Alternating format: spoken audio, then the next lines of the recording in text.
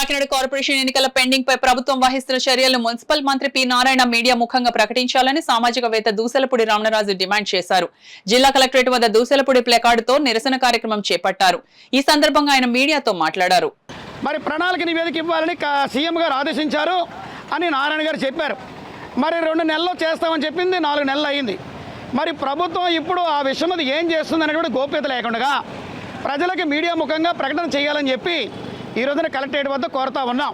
ప్రధానంగా కాకినాడ మరి కార్పొరేషన్లో కమిషనర్ గారు, సిటీ ఎమ్మెల్యే గారు, రూరల్ ఎమ్మెల్యే గారు, అదేవిధంగా కాకినాడ ఎంపీ గారు, పార్లమెంటు సభ్యులు, శాసనమండలి సభ్యులు వీరందరూ కలిసి కూర్చుని నగరపాలక సంస్థలో సమీక్ష చేస్తే అనేక సమస్యలు పరిష్కారం అవుతాయి.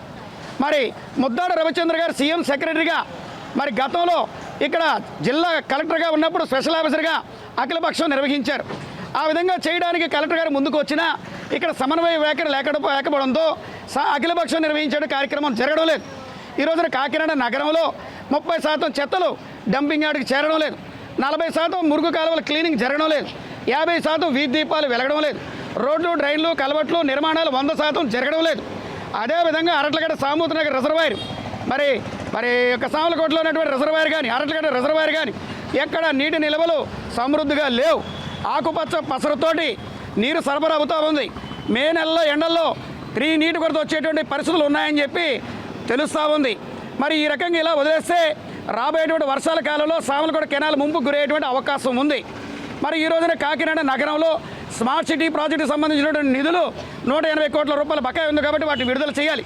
కేంద్ర రాష్ట్ర ప్రభుత్వ కార్యాలయాల బకాయిలు 72 కోట్లు అపరాధ రుసుములతో ఉంది కాబట్టి వాటిని విడుదల చేయాలి. 15 సంవత్సరాల కాలంగా కాకినాడ జనరల్ నిధులు రాష్ట్ర ప్రభుత్వం ఇతర శాఖలకు వాడుకున్నటువంటి నిధులు 210 కోట్లు ఉన్నాయి కాబట్టి వాటిని విడుదల చేయాలి.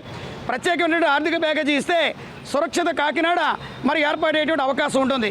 కాబట్టి ఇక్కడ నిర్లక్ష్య వైఖరిని రాష్ట్ర సీఎం గారు ప్రత్యక్షంగా పరిశీలన చేసి ఈ కాకినాడ నగర అభివృద్ధిని వారు చేపట్టాలని చెప్పి కోరుతా ఉన్నాం.